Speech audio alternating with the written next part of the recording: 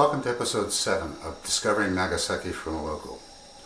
My name is Chad, and this is where you can experience everyday life in this scenic and fascinating part of Japan. First of all, I'd like to thank all the people who view my vlogs and sent in answers to last week's questions. The first 3 people to answer those questions correctly were Peter Gallant, Richard Lempart, and Kerry Gallant. Good job. The first question was, what was the temperature setting for the oven when I put the cookies in? The answer is 197 degrees Celsius.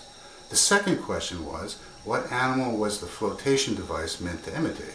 The answer is a pink flamingo, that or a pink horse with wings. Typhoon 8 passed over Okinawa this past week, and it veered north to the Korean peninsula after that. It brought some long-awaited precipitation to Nagasaki, and, fortunately, not much wind. It is quite intentional that I spend time in each of my vlogs talking about farming, cooking, and baking. This is because food is such an important part of Japanese culture. Another important part of Japanese culture is the language. Even though learning kanji is quite an undertaking, there is an easier and more systematic way to approach it. Let me give you a simple example. This kanji is pronounced da or ta, and it means rice field. If you add this 3-stroke grapheme on top, which means flower, you get the kanji nae, which means seedling, like the ones that I'll show you in our garden today.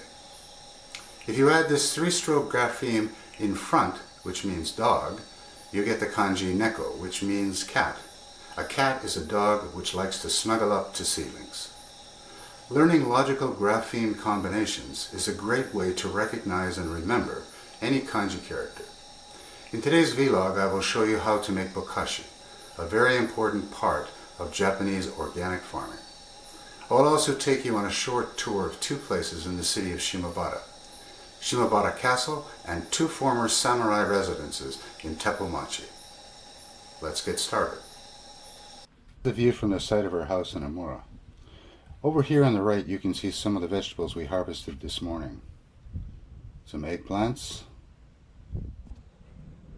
some paprika, some okra, some figs, and some green bell peppers.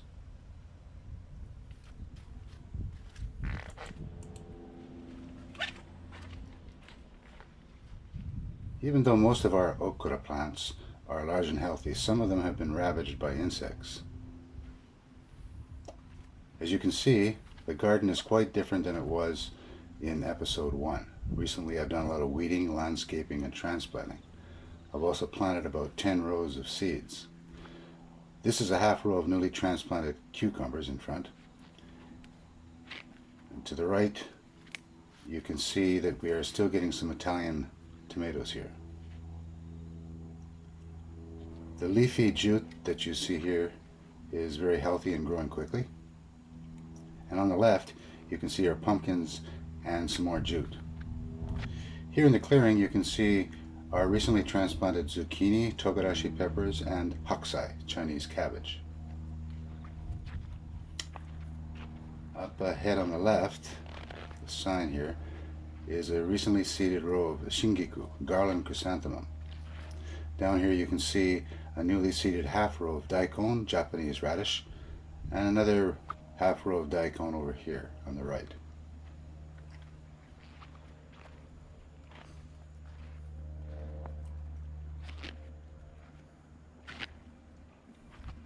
Now I'm walking between some green perilla and some more eggplants. Down below you are the seedlings that I planted 3 weeks ago. On the left, edamame, soybeans, and on the right, ingen mame, string beans. Next to the soybeans, I planted some horenso, or spinach seeds, as you can see here, ninjin, or carrot seeds, and some sunny lettuce seeds. On the far end of our basil, here you can see that I planted some kabu, or turnip seeds here. Next to the basil on the other side, I've transplanted some cauliflower, cabbage, broccoli, and Brussels sprouts seedlings. Here you can see them. Got some more carrot seeds here and some chiman sanchu, which is Korean lettuce seeds. Next to the bell peppers, okra, and perilla, I've transplanted quite a few chingensai, or bok choy seedlings. Now on the far end of this row, I dug 3 holes in the ground where I'm going to bury some compost today along with bokashi. Now I'm going to show you how to make Japanese bokashi. On top of the tarp, I've poured 3 ingredients of bokashi.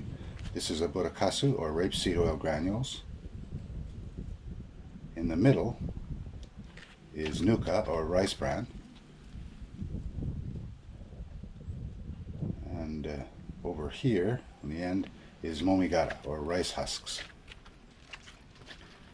On top of these ingredients, I will sprinkle diluted EM, or effective microbe liquid.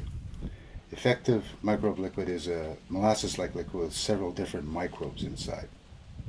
The other 3 ingredients of bokashi provide a way to suspend the EM and prevent it from dissipating into the soil when it rains. Although there are many different ways to grow plants without the use of synthetic fertilizers, pesticides, or herbicides, the most important elements of organic farming are seedlings and composting. Now it's just a simple matter of mixing the ingredients on the tarp using the back side of a rake. Just like this.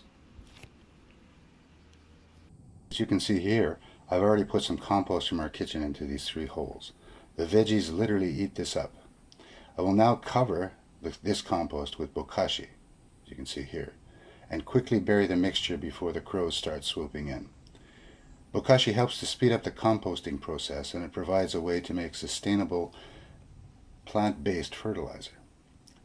Next, I will cover the buried mixture with these weighted trays to keep the unwanted critters away. I'm now standing in front of Shimabata train station. Down this road and in the distance you can clearly see Shimabata Castle. Shimabata City has a population of around 45,000 people, so it's about half the size of Omura, where I live. Although some people still take the train from Isahaya to this station, most people drive or take the bus here. It takes about an hour to drive here from Omura if the traffic isn't heavy. Shimabata is a very interesting city to visit, very historic and scenic, and it's right next to the sea on a narrow peninsula. This is an interesting statue of a woman carrying her baby on her back and singing. The Japanese title below reads Shimabata no Komori Uta, or Shimabata Lullaby. Here's a look inside the station.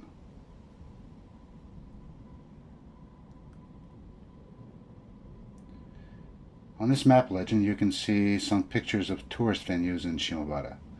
Today I will take you to the first 2 on the left, Shimabata Castle and the samurai residences in Teppomachi. Here's the road that leads up to Shimabata Castle.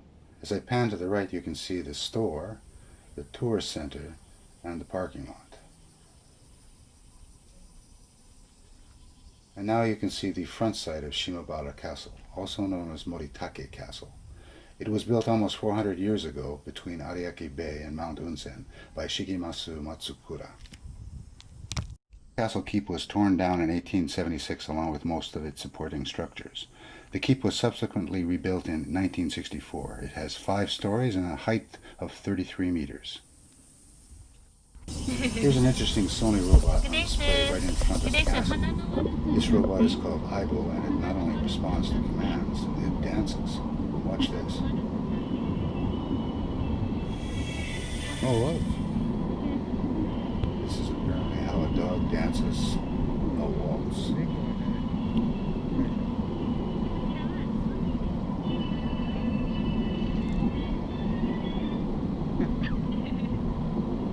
This is the rear side of Shimabata Castle looking towards Shimabata Station and Ariake Bay in the distance.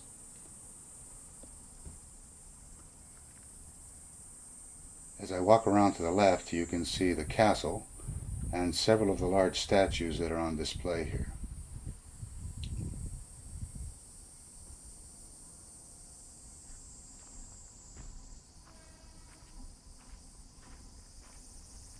This statue here looks like a devil throwing a square discus.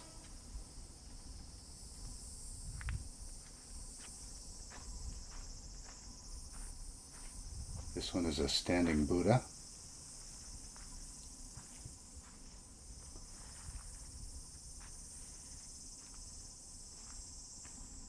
This one is a roaring lion. And I guess this one is an angry boss.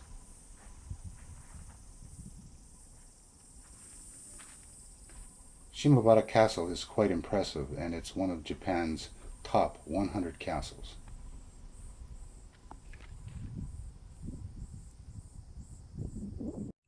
I'm now in front of the former residence of Sagozaemon Yamamoto, a famous samurai who was a gunnery teacher.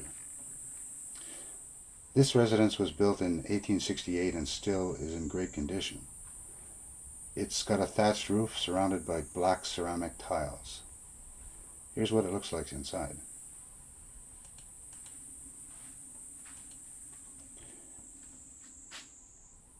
There are many rooms, and as you can see, most of them have tatami mats.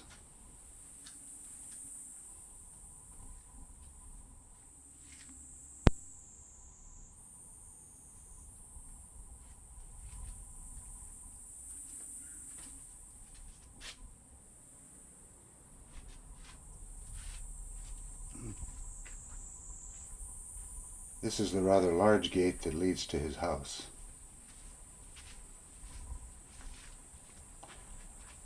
Along this street here, there are many other samurai residences, but only a few of them are open to the public.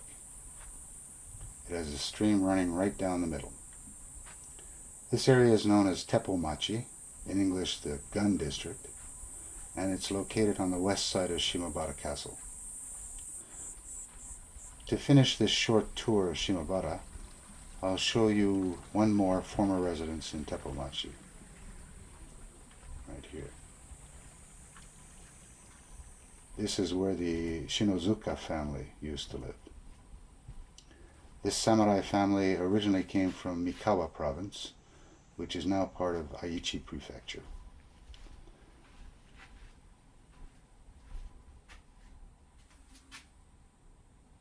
This is also quite a spacious and well-preserved dwelling.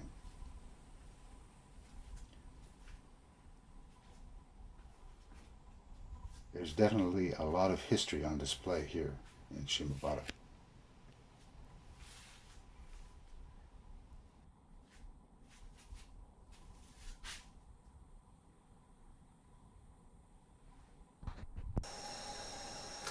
And now for today's challenging questions.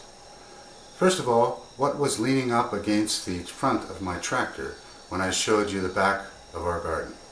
Secondly, how many tatami mats were there in the room that I showed you of Yamamoto-san's former residence? Please continue to support my vlog channel by giving this vlog a thumbs up and by leaving a comment, a question, and/or a suggestion below. Please tell me what you find interesting about my vlogs. See you next week.